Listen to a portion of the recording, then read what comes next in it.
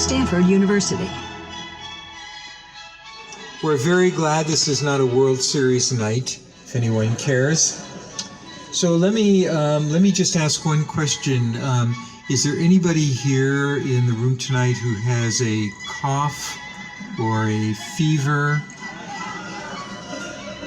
Because we're violating one of the most important rules of infection control. We're gathering together in this place. So let's hope we'll sustain ourselves. I hope you'll all be here next week.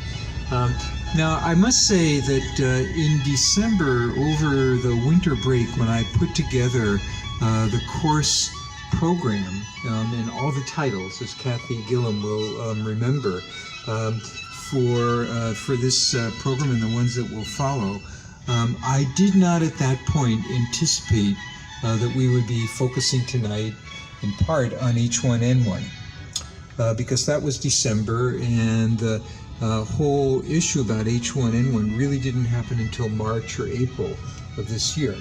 And that really speaks to one of the dramatic changes that we're seeing, which is the emergence of global infections. In fact, some years ago, the Institute of Medicine of the National Academy of Sciences put forward a study that said that there could be a change in longevity in the United States and indeed worldwide for two reasons.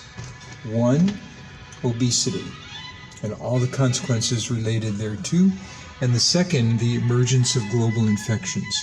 And we are, as you know, at a time when organisms emerging in one part of the world, and this is particularly true of flu, which does it every year, can migrate to others. And so this is an important saga.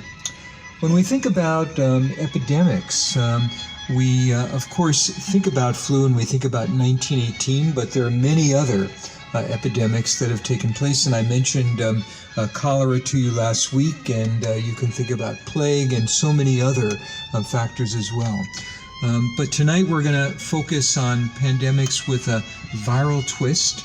Last week we focused on bacteria, and our speaker tonight, interestingly, Lucy Tompkins, is a world expert on bacterial infections. In fact, her research focuses on a GI organism that Julie Theriault did not speak about last week, which is an organism called Helicobacter pylori, which is a very fascinating organism because it is associated with cancer.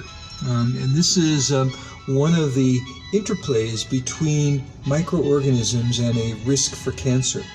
But despite the fact that she is an expert in this area, she's going to put on another hat tonight. She actually wears several here at Stanford, in that she has been until recently the head of infectious diseases in the Department of Medicine.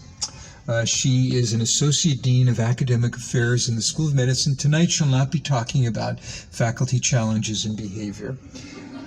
But she's also the director of hospital epidemiology, and that puts her right at the epicenter of influenza and other hospital or community-related infections. And she was there from the very beginning of this event. I remember communicating with her over the weekend when the first description of H1N1 took place in Mexico, just to check in and see what was going on. And she was quite clear that they had been working all weekend on this problem.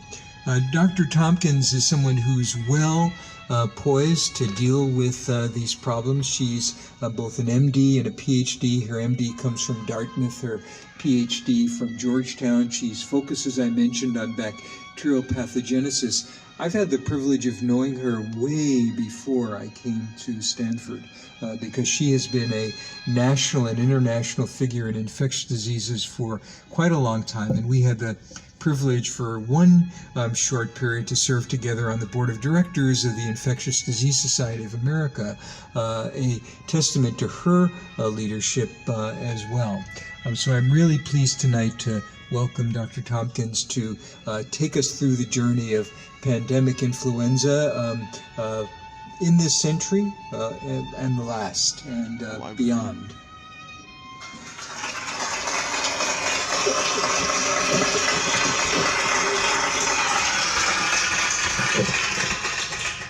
Well, Phil, there's one thing you don't have to worry about, and that's the obesity problem. Flu could get us, but...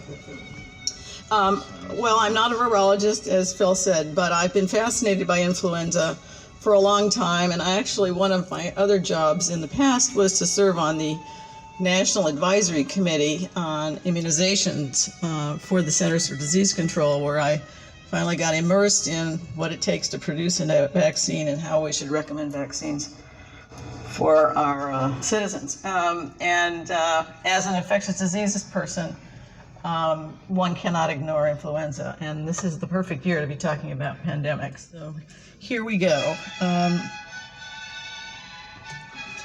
Now, I just have to give you a brief overview about a virus. First of all, viruses are parasites, and they really require a host cell in order to multiply. So they're somewhere in between a completely inert